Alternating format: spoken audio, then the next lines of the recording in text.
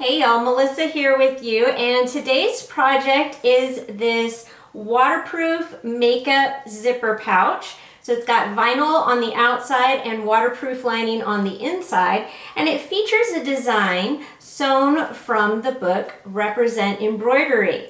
So let me get into all the details about how I made this. Before we get into the process of making this makeup pouch, I want to talk about where the embroidery design came from.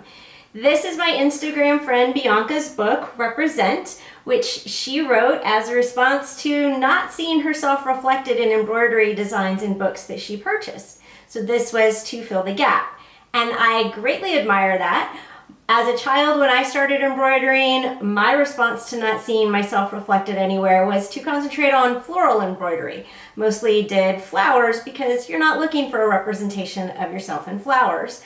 But I love that Bianca has added those types of designs now that are available in book format. So you can see that this is Bianca, that she's put all different kinds of skin tones, genders, attire, hair. There's a great section in this book of creating different kinds of hairstyles to represent all of that diversity. And I'm going to add a link below to her book. And I strongly encourage anyone who's interested in some new, fresh, and diverse designs to check it out. The design that I chose, there are iron-on designs in the back of this book, some iron-on transfers. And I used this design. I knew I wanted to make this pouch for my daughter, and I thought this was a great representation of both her Black and Latina heritage. So I thought she would like it, and I was right that she did. I did make the design slightly smaller, so I didn't use the iron-on transfer. I copied it at a smaller percentage and then traced it onto my fabric. And then the word lovely that's embroidered on that makeup bag, that was the word my daughter wanted on it. And I just picked a font that she liked and literally traced that word right onto my fabric off my computer screen. So that's how that came about. And now let me show you how I put the whole pouch together. Let's take a look at the supplies. This is a very basic zipper pouch. The only difference is the supplies that I used. So I've got my embroidered design. This is canvas, and I have backed these with lightweight fusible interfacing just to give them a little more body and to help keep the canvas from wrinkling, because this particular canvas has been very wrinkly. And these are cut to 13 inches by 9 inches. The finished zipper pouch is going to be 8 inches tall by 12 inches wide. I have a 2-inch by 15-inch piece that I'm going to use to make the wrist strap, and I've also cut that out of vinyl. I'm covering all my canvas pieces with this. This is 4-gauge vinyl. The lower the number, the thinner the vinyl, and so I've cut those also to 13 by 9 for the front and the back. Have a 12-inch zipper here. And then for the inside of the bag, I've got wipeable lining. This is a nylon that is treated to be waterproof on one side, and then this is the wrong side of the fabric. So this should be resistant to stains and able to be wiped down if we need to, and this is what I will be using for the lining. So let me start by placing my vinyl pieces right sides together with my canvas pieces, and then I'm going to baste these together around the edges. All right, I'm going to baste this on. I have switched to a basting stitch on my machine. My needle is all the way over to the furthest right position, and I am using a roller presser foot. I have more tips about working with vinyl in a video that I've linked below and over here, so check that out if you're new to working with vinyl. I'm going to baste these two together, and because vinyl can be kind of shifty, I actually prefer to start in the center of my fabric and sew out towards the corners.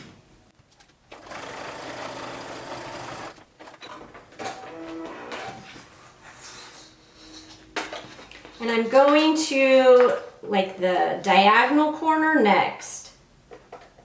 And this kind of just, if the vinyl's going to shift, at least this way, it's pushing it out towards the corners.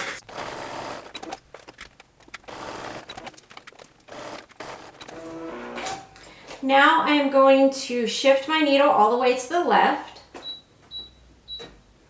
And then I'm going to go and sew those remaining corners. And I'm going to have to turn the fabric where it's to the right of the presser foot to do this.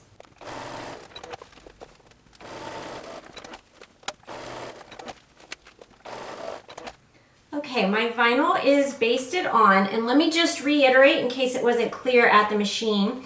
I worked from the center out on opposite sides, like catty corner, and then I did the short side, so I worked from the center out and the center out, and then I turned it around, put the needle on the other side, and worked from the center out on opposite corners again, center out, so that all four sides are sewn all the way around. Now let's talk about how to make that wrist strap. Normally for a wrist strap, I would sew something like this, and then I would turn it right side out and use that. I don't want to do that with vinyl. I don't want to have to turn the vinyl right side out. As much as possible, I want to be able to just sew it onto the outside. So what I am going to do to make the wrist strap here is, you can see I've pressed it. I started by pressing down with the raw edges matched up, and then I pressed it in half. Then I pressed both raw edges in towards that center crease line, and then I pressed the entire thing in half. So this is sort of like making double fold bias tape, except for this is not cut on the bias. And we've pressed all those creases in. Now you don't want to iron vinyl because it will melt and make a plasticky mess on your iron. So what I'm going to do instead is I'm going to fold it, I'm going to match those raw edges the same way, and I'm going to press it with, this is a point turner tool, but you can just use kind of any flat object or like a pen or a pencil, that would work. So I'm just pressing a crease into my vinyl. And for more tips on working with vinyl, I've got a whole post and video about that. So I'm linking that below and also here, and you can check that out. And once you're finished kind of pressing your crease into that vinyl, I'm going to use clips instead of pins, and I'm going to take my wrist strap here. I'm putting the double folded edge towards the crease of the vinyl, and then I am wrapping that vinyl around, getting it really tightly in there, and I'm going to clip it.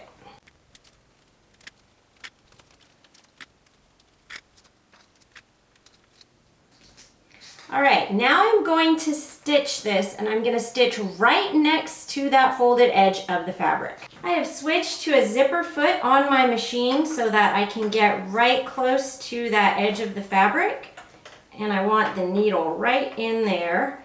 And I've also gone ahead and lengthened to a 4mm stitch.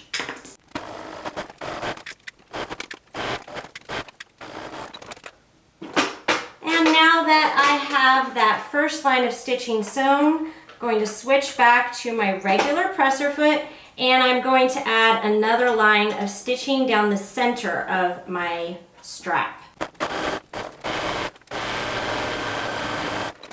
Here is my strap, and now I'm going to use my rotary cutter and a ruler here to cut right next to that stitching line. So I'm leaving about 1/8 of an inch, maybe more like a 1/16 beyond the stitching, and cutting the majority of that vinyl off. And there we go. Here is my strap that I am going to be adding to that seam allowance. At this point, there is really no difference between making this zipper pouch and a regular zipper pouch. So I'm not going to take you step by step through it. If you want a step-by-step slowed down video, check out this link. It's also linked below. Otherwise, I'm just going to turn on the camera on the sewing machine, and you can watch me as I put this together very quickly.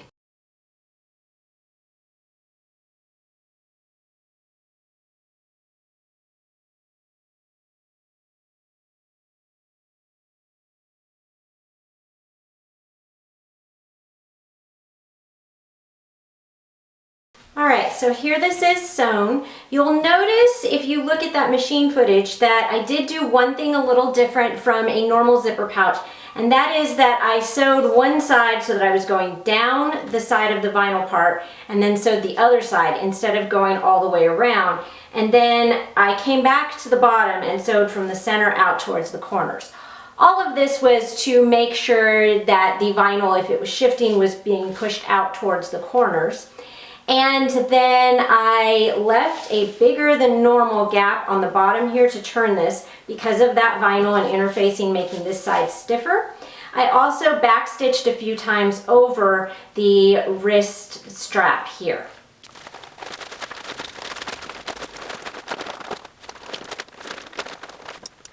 And these threads that I'm trimming off, those are from when I basted the vinyl to the fabric. I really probably should have trimmed them off earlier. And this is a point turner tool, and I'm going to use this to really kind of press out the seams here on the edges, especially into the corners. Now, because of how thick my fabric is, I'm not expecting perfectly sharp corners here. I'm just trying to push them out. I did, you might have seen already that I clipped the corners on this. Now, before I push this lining all the way inside, I am going to stitch up this gap on the long edge here. You could hand stitch this with a blind stitch. I, however, am just going to switch to black thread, and I am going to sew these seam allowances in towards each other with a top stitch right on the edge.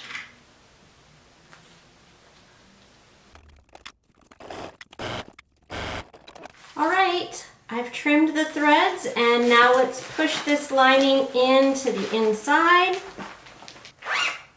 And there we go. Here is my completed pouch.